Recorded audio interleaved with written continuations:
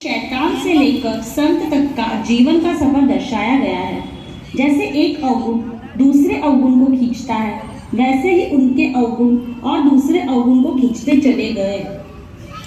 वो जैसे मांसाहार के स्वयं इतने प्रेमी थे, प्रतिदिन 2-3 किलो मांस पकाकर वे स्वयं खा जाते थे और मांसाहार के प्रति उनकी आसक्ति इतनी बढ़ गई कि किसी के कहने पर पके हुए मांस में पोषक तत्व नष्ट हो जाते हैं। उन्होंने कच्चा मांस खाना शुरू कर दिया। साथ ही किसी मित्र के कहने पर बकरे के रक्त से भरी हुई बोतल भी पीने लग गए। साथ ही हड्डियों को चबाकर उसका रस चूसना भी शुरू कर दिया। इन सब चीजों से परेशान होकर उनके पिताजी ने उन्हें मांसाहार की दुकान से हटाकर एक दूध की डेयरी पर बिठा दिया। रोज की तरह ही नारायण दास दूध की डेयरी पर बैठे हुए थे। तभी उनकी दुकान पर एक गुजराती जैन व्यक्ति कांतिभाई हीराभाई वकील वाला आए, जो उन्हें कहने लगे कि संत दर्शन करने चलोगे। यह क्रम लगभग प्रतिदिन का हो गया था। वे जब भी दुकान पर आते तब एक बार तो अवश्य संत दर्शन करने के लिए आग्रह करते। कांतिभाई हीराभाई वकील वाला संवाद। चलो नारायण दास, संत के दर्शन करने चलते हैं। बहुत ही ज्ञानी विद्वान है, उनके दर्शनों का लाभ लेने जैसा है। यह नित्य क्रम था कि कांतिभाई उनको प्रतिदिन संत जहाँ विराज रहे होते वहाँ ले जाने का प्रयास करते। जैसे कभी घाटकोपर, कभी चौपाटी, कभी माटुंगा। इस तरह यह क्रम 2 वर्ष तक चलता रहा। नारायण दास मन में सोचते हैं, यह कैसा आदमी है, मेरा इससे कोई लेना देना नहीं, फिर भी जब देखो तब पीछे पड़ा रहता है। मेरे पीछे दर्शन के लिए इस तरह से पीछे पड़ा है, कहीं दाल में कुछ काला तो नहीं। संत दर्शन के बहाने कहीं मुझे फंसाना तो नहीं चाहता। रोज रोज की इस खिचपिच से नारायण दास इतने परेशान हो चुके थे कि उनसे पीछा छुड़ाने के लिए उन्होंने उनको मारने तक का खतरनाक निर्णय ले लिया था। कांतिभाई, आज तो तुम्हें मेरे साथ संतों के दर्शन के लिए जाना ही पड़ेगा।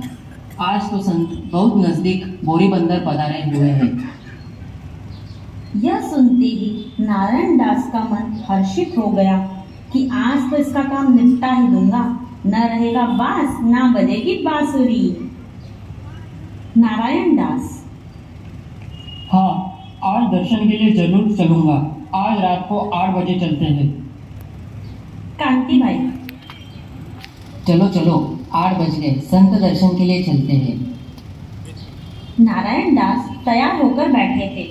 अपने रामपुरी छुरे को जेब से बाहर निकालते हुए उसकी धार देखी, ठीक है या नहीं, यह सब कांतिभाई देख रहे थे, लेकिन जरा से भी उन्होंने जिज्ञासा नहीं जताई कि ये सब क्या चल रहा है।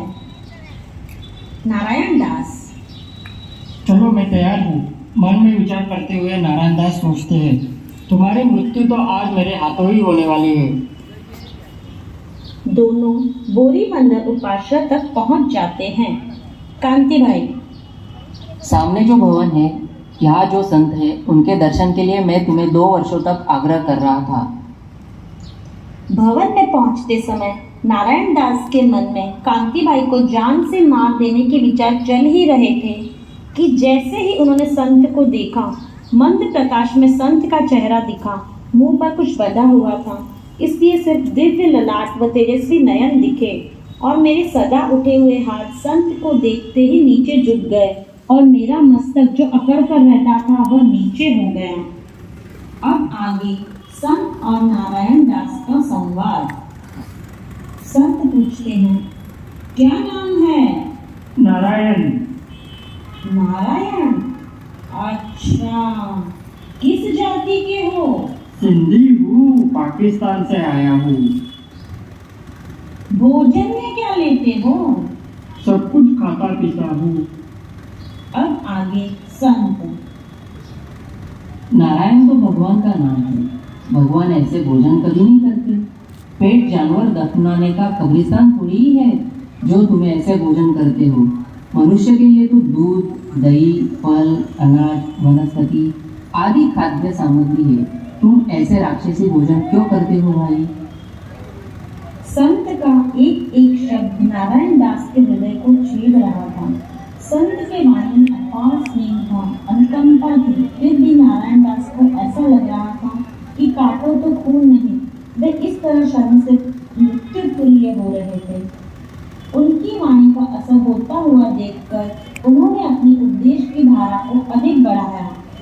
पशु और मनुष्य का अंतर समझाया। शराब और मांसाहार, जुआ जैसे दुर्व्यसनों से जीवन की किस तरह बुरी दशा होती है, यह समझ एवं अनुगत के नियमों की सरल जानकारी दी। संत के एक एक शब्द से मेरे हृदय पर बहुत ही गहरा असर हुआ। कांति भाई के कथन का विचार तो कहीं दूर ही रह गया। मेरे क्रूर जिंदगी के तमाम प्रसंग मेरे सामने आ गए। नारायण दास। महाराज, मुझे इन सब बुरी आदतों से उबरने के लिए अनुव्रत के नियम दिला दो। संत। नहीं भाई नहीं, अभी इतनी उतावल मत करो। तुम्हें सब कुछ खाने पीने की आदत है, इसलिए उतावल में कोई भी प्रतिक्रिया नहीं लेनी चाहिए। एक ही क्षण में मेरा पूरा जीवन ही परिवर्तित हो गया। कांति भाई को खत्म करने के बदले मेरे अंदर बैठा शैतान खुद ही खत्म हो गया। नारायण दास। इन महाराज का क्या नाम थे? कांति भाई। मुनि श्री चंदनमल जी। नारायण दास। किस देश के संप्रदाय के हैं? कांति भाई। मुनि श्री चंदनमल जी जैन श्वेतांबर तेरापंथी साधु हैं। अनुव्रत आंदोलन के द्वारा नैतिकता को प्रसार करने वाले राष्ट्रसंत आचार्य श्री तुलसी जी के शिष्य हैं। रात के 12 बज चुके थे, पर नारायण जी के आंखों में नींद नहीं थी। उनके मन में विचारों की उथल पुथल चल रही थी। क्या मांसाहार खाने वाला व्यक्ति दाल खा पाएगा? क्या शराब पीने वाला व्यक्ति दूध पी पाएगा? यही विचार करते करते पूरी रात बीत गई। कभी मन सोचता कि हो जाएगा और कभी सोचता कि कैसे होगा, पर मन ही मन विचार कर लिया कि अब मुझे झूठे नारायण से सच्चा नारायण बनना है। सुबह होते ही मेरा मन मुनिश्री से मिलने को व्याकुल हो गया और सीधा मैं मुनिश्री जी के पास पहुंच गया। नारायण दास। कल रात में आपने जो व्यसनों और वासनाओं का उपदेश दिया, उसका मुझ पर गहरा असर हुआ। आप कृपया कर मुझे अनुव्रत के नियम दिला दीजिए। मैं शुद्ध रूप से प्रतिज्ञा का पालन करूंगा। नारायण दास जी की दृढ़ता को देखकर मुनिश्री ने उन्हें 1 वर्ष की प्रतिज्ञा दिलवा दी। उनकी प्रतिज्ञा की कसौटी पहले दिन ही शुरू हो गई। जब वे भोजन करने बैठे तब उनकी थाली में कटोरा भरकर मांस परोसा गया। नारायण दास। माता जी, आज मैंने एक दिन जैन मुनि से प्रतिज्ञा ली है कि मैं मांस, शराब, जुआ आदि का सेवन नहीं करूंगा। इन सभी का मैंने त्याग लिया है। माता जी, अचानक तुम्हें ऐसा वैराग्य कहाँ से आ गया? ये सब नया नया भूत है, 2-4 दिन में उतर जाएगा। तुम मांस और शराब के बिना एक दिन भी नहीं रह सकता, बीमार हो जाएगा। चुपचाप से जो खाता है वो खा ले। नारायण दास। नहीं, ये कभी नहीं हो सकता। चाहे मैं बीमार हो, चाहे मर जाऊं, अब मैं शराब और मांसाहार का कभी हाथ नहीं लगाऊंगा। माता जी। तुम क्या शराब मांस छोड़ेगा? तू तो इसका कीड़ा है, कीड़ा। देखती हूँ कितने दिन तक अपनी मर्जी पर टिका रहता है। नारायण दास को प्रतिदिन 1/4 दाल और 3 गुना ठंडा पानी डालकर, जिसमें नमक और मिर्च भी नहीं होता, ऐसा खाना परोसा जाता और साथ में एक बड़ा कटोरा मांस परोसा जाता। पर नारायण दास इसे हाथ भी नहीं लगाते। यह क्रम पूरे 2.5 महीने तक चला, पर नारायण दास विचलित नहीं हुए। नारायण दास को मांस के प्रति इतनी घृणा हो गई थी कि वे देखना भी पसंद नहीं करते थे। वह मांस अब उनके लिए जहर जैसा हो गया। इस कठोर प्रतिज्ञा से नारायण दास को बहुत लाभ हुआ। दाल और रोटी खाते खाते संयम शक्ति पैदा हुई, रस लोलुपता कम हो गई। तो आप सबने देखा कि किस तरह से वह व्यक्ति जो मांसाहार खाने के अधीन था, उस व्यक्ति ने अपने जीवन के प्रसंग से अपने भीतर की सारी बुराइयों को अच्छाई में बदल दिया। ये आत्मकथा समाज को बताने का उद्देश्य है कि हम सब हमारे शैतान को संत संगति, अनुव्रत और संयमता के बल पर मात देकर विजय प्राप्त कर सकते हैं।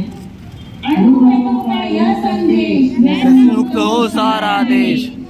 अनुव्रतों का यह संदेश, व्यसन मुक्त हो सारा देश। नारायण भाई कांति भाई दोनों गुरुदेव के दर्शन कर रही हैं यहाँ पे।